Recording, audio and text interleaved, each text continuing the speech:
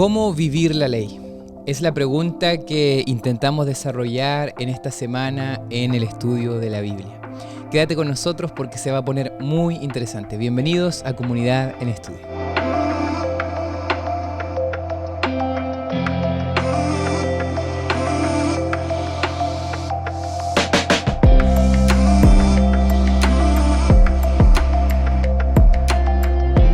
Mi querido Pastor Brian, ¿cómo estás? ¿Cómo estás, mi buen Pastor Dani? Otra vez estamos aquí en Comunidad en Estudio. Nos toca comentar la escuela sabática de nuevo y qué bendición, qué alegría. Muchas gracias por la invitación. Sí, te veo medio accidentado. ¿Qué pasó? Por andar aplicando la ley de manera dura. No, tuve un pequeño accidente ahí con los muchachos, jugando voleibol, nada grave, pero sí me esguincé un poco. Pero estás bien, ¿no? Sí, nada que el descanso, el reposo y la paciencia no diga. El descanso y el reposo y aquí estoy. Sí, no mucho descanso, pero bueno. Y te vi ahí subiendo aquí la escalera antes de grabar, cargando cajas y todo, así que tienes que tener cuidado, ¿no? Sí, tenía que bajar unas cosas del programa de jóvenes que tuvimos, pero gracias a Dios. A todo esto, saludar a tus jóvenes si alguno nos ve ahí. Claro, ¿cierto? Muchachos, generalmente en esta comunidad en estudio pues nos centramos en la escuela sabática de adultos. Sin embargo, nosotros estudiamos la de inverso y va de la mano exactamente con la temática. Así que, muchachos, Dios me los bendiga mucho y vamos adelante con el estudio, ya que ellos también algún día espero se unan con nosotros. Animarles a que nos dejen sus comentarios, compartan este podcast si ha sido de bendición para ustedes, para poder igual llegar a más personas y poder también alimentar el diálogo, ¿no? De hecho, hablamos antes de comenzar que tuvimos un comentario bien interesante ahí de Elizabeth, así que te mandamos un abrazo, un saludo. Ahí estuvimos hablando sobre este triángulo, ¿no? Que se habló de amar a Dios, amarnos a nosotros y amar al prójimo. Y fue interesante lo que plantea Elizabeth también y cómo nosotros al final, creo que un equilibrio es siempre importante, ¿no? Claro. No estamos hablando de que primero me amo a mí, primero amo a... No, el equilibrio es lo importante, porque luego si nos vamos más a amar al prójimo que a uno mismo, caemos en problemas de personalidad, no del mártir social, etcétera, temas de otros días. Sin embargo, esa palabra que Dios nos ha instruido es importante. Ama a Dios con todo lo que tienes, con todo lo que eres. Dios, claro. Ama a tu prójimo como a ti mismo. Así es. Y sabes que a veces es difícil porque Jesús dio como la base para todo esto, ¿no? Que es el amor. Y a veces es difícil, y yo me imagino que más difícil aún fue trabajar con un pueblo que había vivido en una cultura y de una manera completamente diferente al ideal que Dios quería para ellos, que era el pueblo de Israel. Y es lo que vamos a estar viendo ahora, es cómo después de los 10 mandamientos se nos presentan varias leyes, instrucciones, incluso aquí la escuela sabática habla de derechos, y eso me llamó mucho la atención, de cómo esta sociedad debía funcionar. Cómo estas leyes también eran expresiones de la misericordia de Dios, de la gracia de Dios, del amor de Dios en esos tiempos muy diferentes al nuestro. Así que, ¿te parece? Vamos a comenzar con el texto clave y vamos a ir tirando algunos datos ahí de lo que vamos a estudiar. Con gusto. Dice así: el Señor dijo a Moisés, así dirás a los israelitas, ustedes han visto que les hablé desde el cielo, no hagan ningún dios de plata ni de oro para ponerlo junto a mí, ¿no? ¿Qué piensas tú aquí de este versículo y en realidad este objetivo de Dios que estaba creando una nueva cultura, ¿no? Creando una nueva cultura, escapando de la idolatría, escapando de que ellos creen su propia versión del ideal, su propia versión de Dios y que ellos realmente conozcan a este Dios verdadero, ¿no? Yo creo que no era una tarea fácil. Me rescato uno de los pensamientos que comentaste la vez pasada de la contracultura. Entonces, creo que la cultura divina, Dios la estaba tratando de poner en su pueblo, ¿no? No crear una cultura desde cero, sino transmitir la cultura del cielo en su pueblo como sello distintivo, como real sacerdocio, lo que hablábamos la semana pasada, ¿no? Sin embargo, el pueblo mostró resistencia a ello y quería más parecerse a los alrededores que en esta cultura divina, y en esa misma línea en la que el pueblo se resiste, porque hablando realidades, el pueblo había sido próspero hasta cierta generación después de José, cuando fortalece, que eso lo hablamos hace como 3 semanas en la escuela sabática, pues los egipcios es donde los empiezan a hacer esclavos, ¿no? Sí. Entonces, la nueva vida por los siglos, al menos 3, 4 siglos posteriores a eso, pues fue muerte, enfermedad, carencia, trabajo excesivo, maldad, violencia, muertes por doquier, lesiones por todas. Entonces, estamos hablando de injusticias. Entonces, cuando Dios viene a traer la cultura divina, que no hay injusticias en el cielo, entonces ellos les va chocando porque dicen, yo no estoy acostumbrado a eso, estoy acostumbrado a otra cosa y muestran resistencia. Entonces, a esto me trae una pregunta y te la quiero hacer, no te avisé, pero me sale. Y ya uno decide si la contesta o no. Para hacerlo un poquito más personal, ¿cuál ha sido esa injusticia que te ha marcado, que te ha tocado vivir? Para ponerle un toque personal al estudio de hoy y que no solo quede como texto, ¿no? Sino, ¿alguna vez te ha tocado pasar alguna injusticia que te haya movido desde las entrañas? Dijes, Sí. Sabes que me recuerdo de cuando yo estaba estudiando teología, estaba en mis prácticas y ahí como que no tuvimos mucha buena relación con el pastor que estuvo a cargo mío, ¿no? Y bueno, yo desde mi perspectiva no actuó bien, ¿no? Y ahí de manera injusta, ¿no? Porque yo había hecho algo, lo hice con los pasos que tenía, que fue ir a cantar, ¿no? A un lugar. Y lo había hecho con los pasos que yo creía que eran correctos, de pedir los permisos y todo, pero al llegar, bueno, esto se llegó a los presidentes. Escaló. Y todo, como que yo no había pedido autorización y fue complicado. Entonces me hizo decir, bueno, esto fue una injusticia. O sea, yo hice todo lo adecuado, o sea, lo que yo estaba a mi alcance para hacer esto de la mejor manera. Aparte era también algo de misión, pero no se me entendió mucho, tuve problemas, casi me reprueban mi práctica de teología, me tuvieron que cambiar a otro lugar, entonces tuvo consecuencias que para mí eran muy injustas, ¿no? Pero ahora, y hasta cierto punto innecesarias, ¿no? Claro, o sea, ya al menos salvé la práctica que no me la reprobaron, o sea, dije, bueno, qué bueno. Pero eso de que me hayan cambiado ahora a un lugar como desterrado, ¿no? Me sentía como, no sé, como Juan ahí en la isla de Patmos.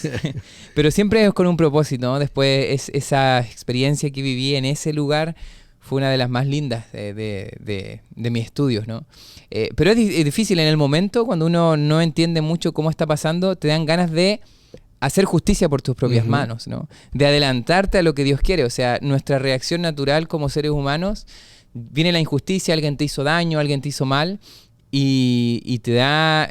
Uno no actúa con sabiduría, porque uno está lleno de esa rabia que como que te impulsa a reaccionar con más fuerza, ¿no?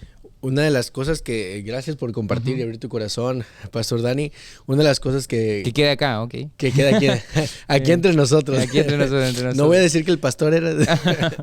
Una de las cosas que suceden en el área de la enseñanza y la psicología es la parte pues, de las consecuencias, ¿no? Y de la rebeldía. Veo en ti, con el cariño y todo, un aspecto de rebeldía progresiva. Y muchos de los pastores tienen esta característica. Generalmente tenemos 4 estilos o 4 tipos de rebeldía en las personas, ¿no?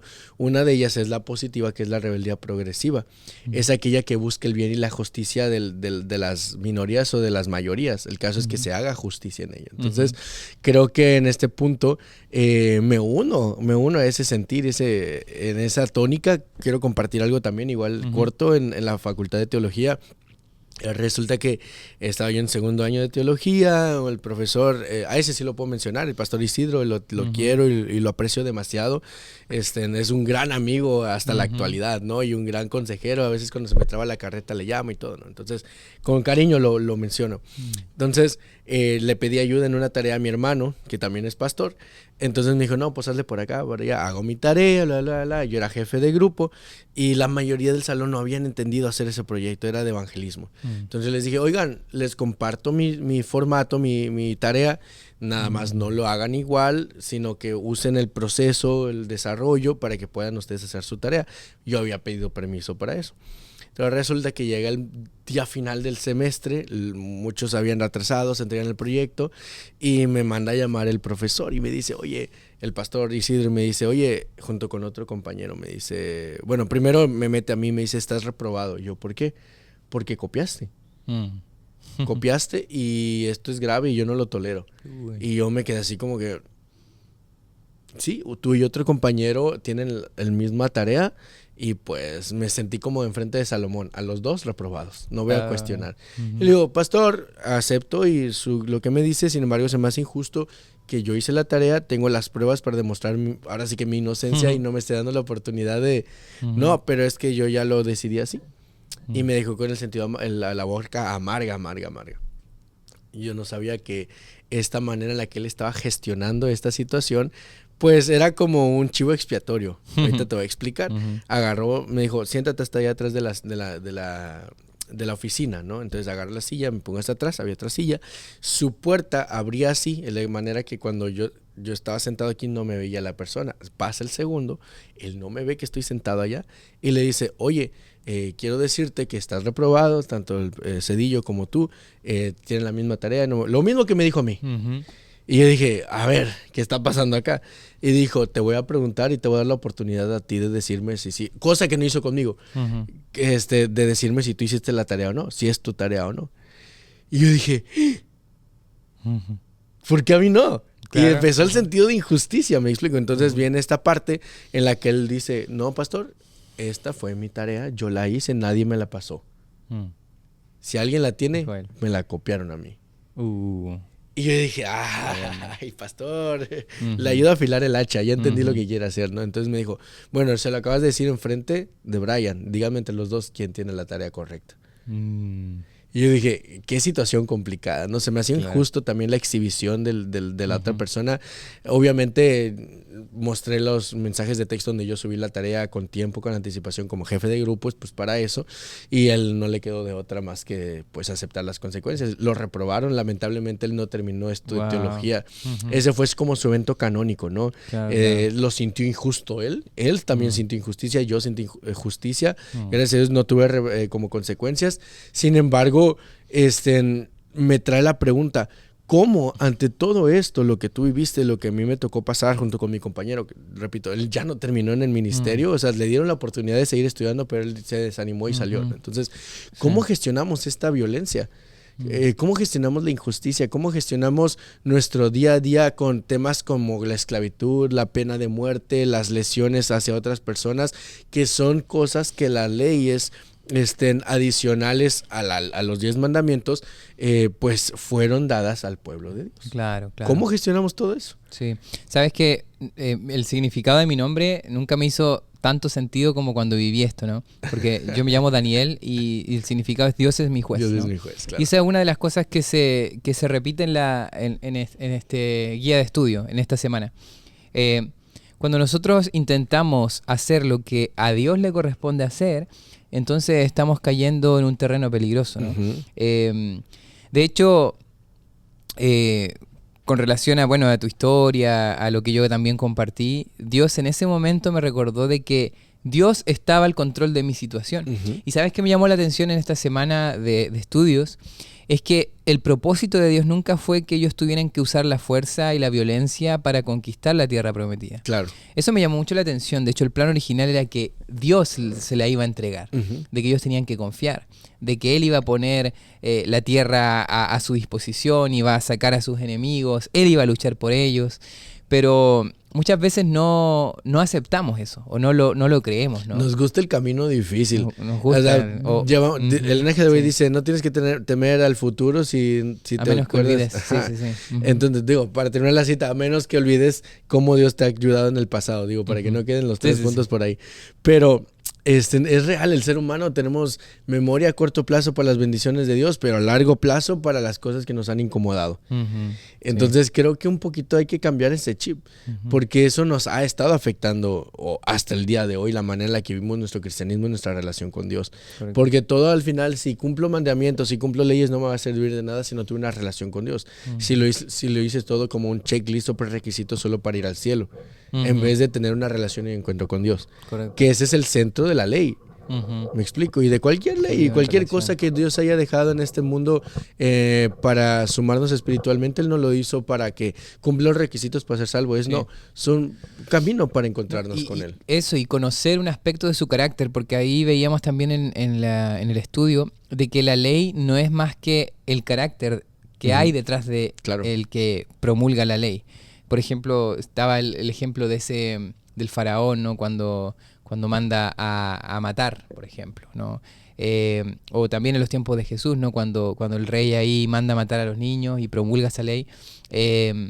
¿Eso qué dice del legislador? O sea, un corazón violento, un corazón maldadoso, pero cuando tú encuentras a un Dios que reveló una ley que tiene que ver con la justicia, que tiene que ver con la equidad, que tiene que ver con el amor, con el buen vivir, con el buen trato, tú te das cuenta del carácter que está detrás, ¿no? Y así te ayuda a que tú te relaciones con aquel que te dio la ley, ¿no? Y para ir cerrando ese círculo, a lo mejor de mi parte, no sé si quieras comentar algo más, pero ese círculo del contexto en el cual se encontraba el pueblo de Dios, por el cual no lo llevó Dios en línea recta.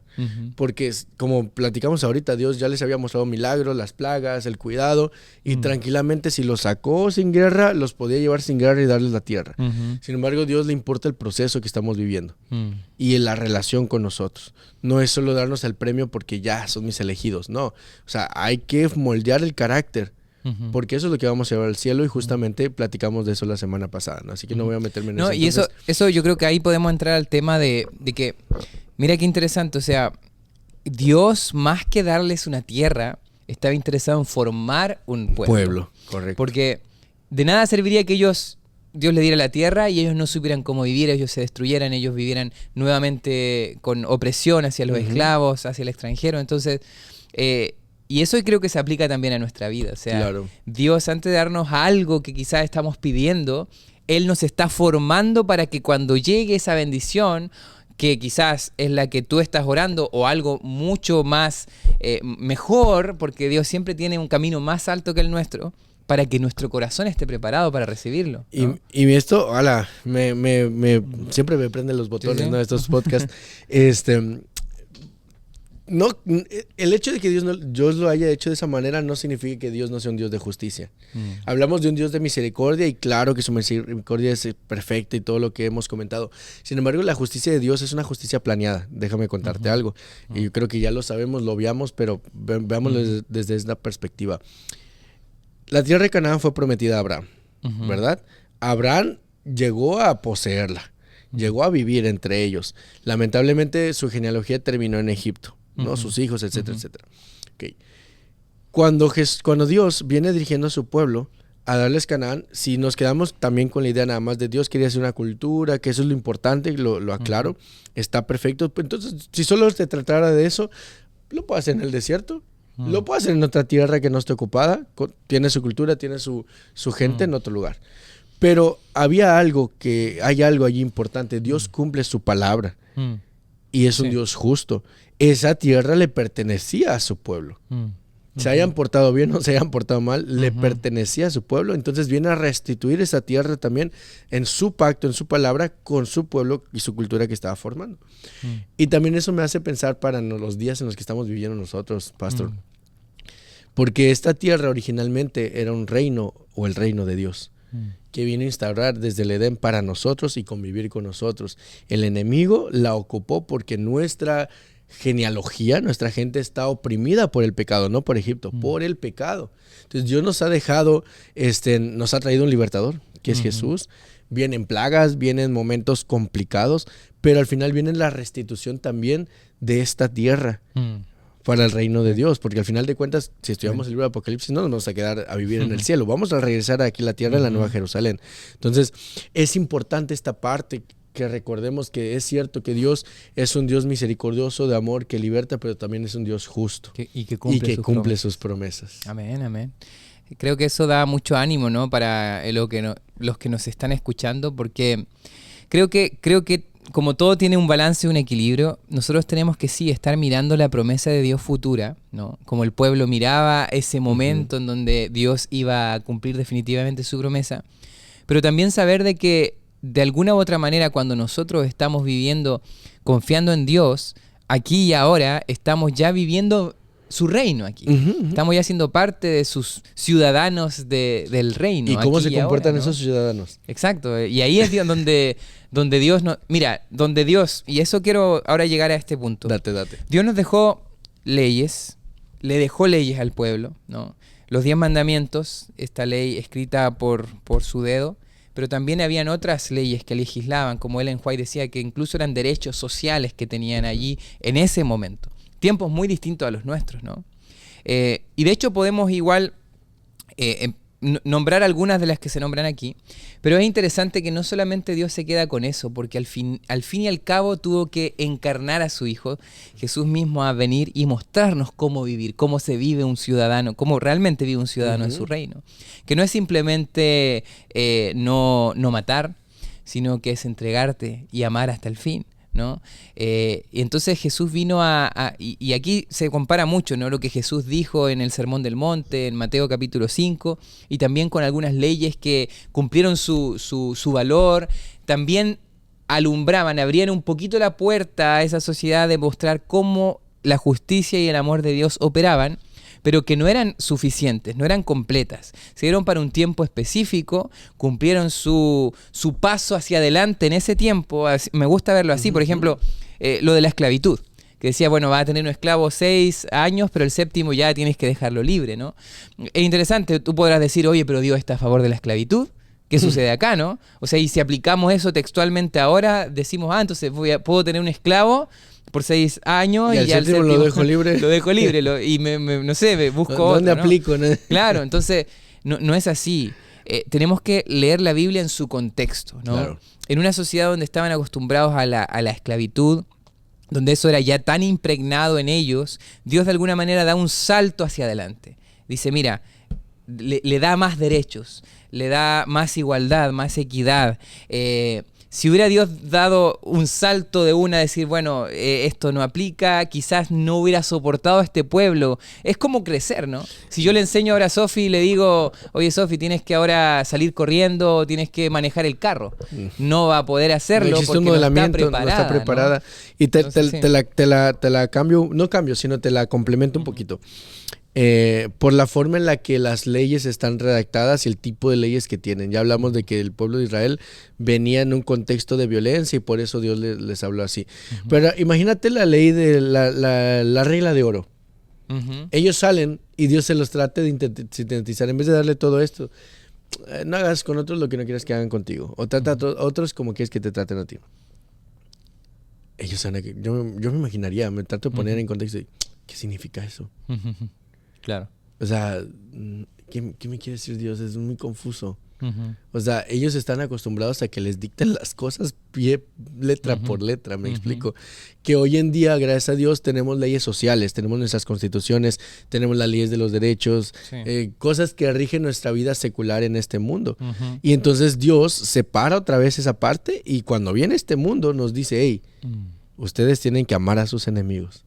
Tienes que tratar como quieres que te traten. No dice, devuélvele a la persona como te trató. No, dice, ámalo.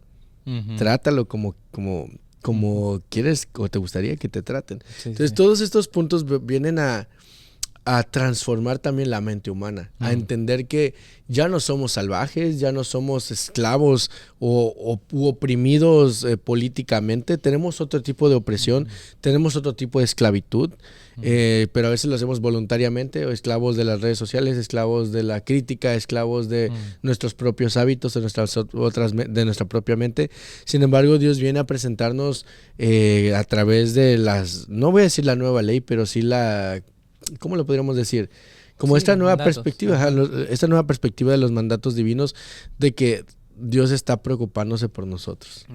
¿Sabes que veía un documental de Billy Graham, que mis papás están allí de visita acompañándonos estas semanas? Consintiéndote están.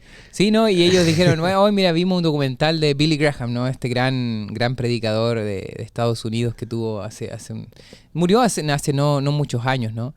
Un poquito antes del COVID, y fue muy reconocido mundialmente, ¿no?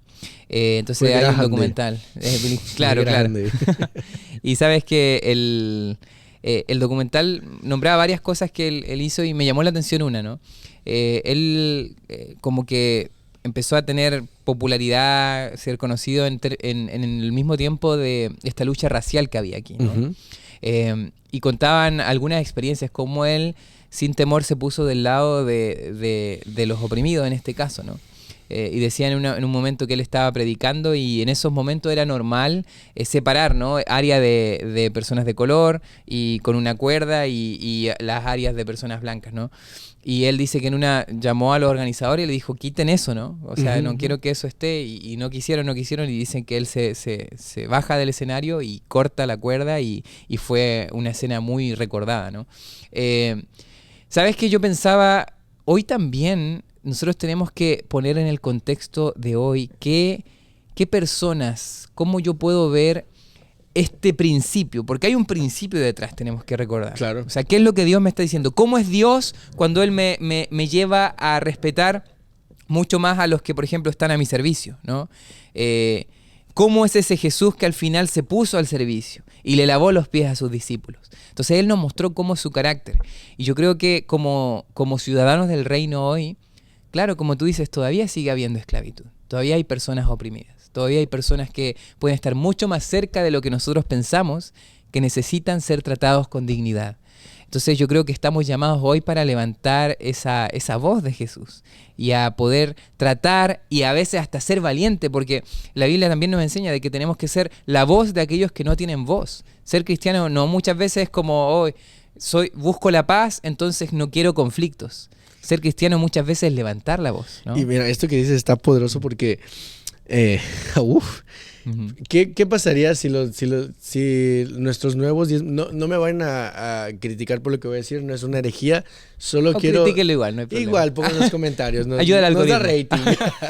No, solo entiendan el punto de lo que voy a decir. Imagínense que los 10 mandamientos ya no son 10 mandamientos, solo es una suposición, ¿ok? Lo aclaro. Ya vi los clips al rato. Pastor adventista, ¿no? Y que las bienaventuranzas sean los nuevos 10 mandamientos.